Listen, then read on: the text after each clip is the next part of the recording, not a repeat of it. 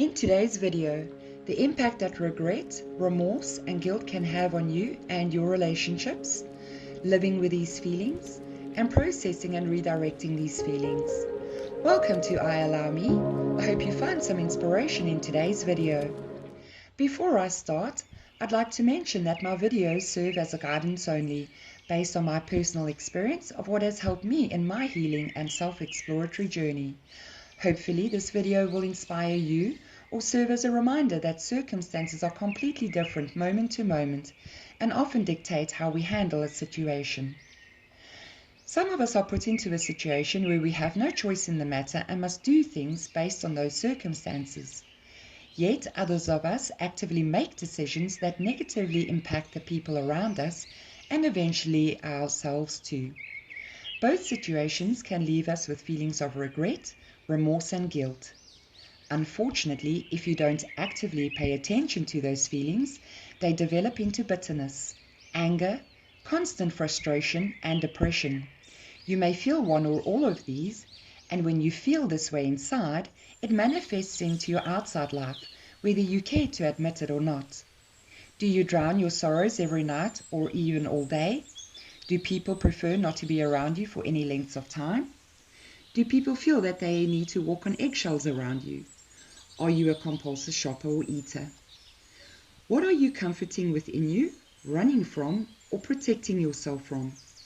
The answers to these questions will indicate what you need to sit with, because until you do, you'll end up alienating people from your life, and this can exacerbate your bitterness as you face your life on your own.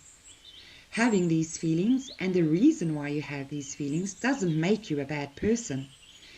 If you doubt this, ask yourself, am I someone reckless who goes through life mercilessly trampling people's feelings repeatedly and negatively impacting lives with no regard for what I'm doing? If you're watching this video and videos similar to this, I can assure you with certainty that you are not a reckless person, or in this case, a so-called bad person. The fact that you do feel remorseful is a positive sign of who you are as a person. It means that you are conscious of the consequences of your actions, but more importantly, that you care enough to feel remorseful about the situation, current or past.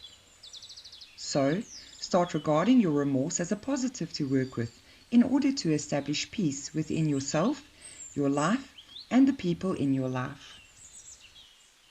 To help you start or continue with your healing journey, here are some suggestions that have helped me.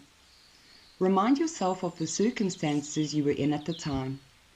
If you compare those circumstances to your current circumstances, you'll very quickly realize that you can't compare them as two identical sets of circumstances. Remind yourself of who you were with your lack of knowledge and experience at the time. You'll find that you're comparing who you were back then with who you are now and the hindsight that you have now. For example, if you at the age of 40 feel guilty for something that you said or did as a teenager, your 40-year-old adult self is then judging a child, your inner child. Can you honestly say that at the age of 15 or 17 you were your current 40-year-old self? Even in my late 40s, I need to remind myself that I'm not at all who I was in my late 30s, and that's just 10 years prior. It's very important to wrap your head around the fact that the you who made those decisions back then is not the you who you are now. For me, these two realizations, not comparing your current and your past circumstances, and not comparing who you were with who you are now, alleviated a lot of guilt, because it helped me to see that I'm not still trapped in that mindset, since I can distinguish between the me from back then and the me who I am now.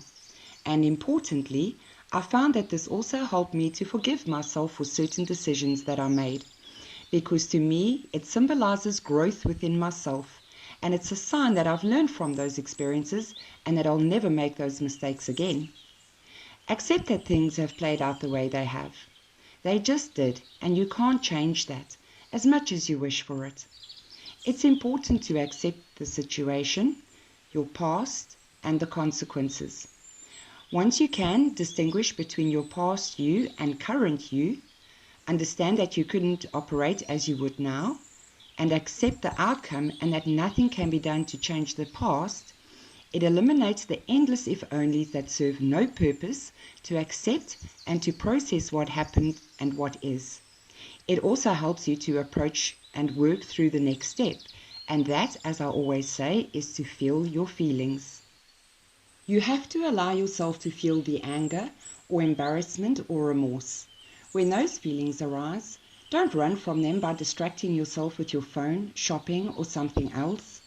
It's because you've been running from and avoiding those feelings that it's left you feeling unempowered in your own body, and that's why you take your frustration out on people and things around you.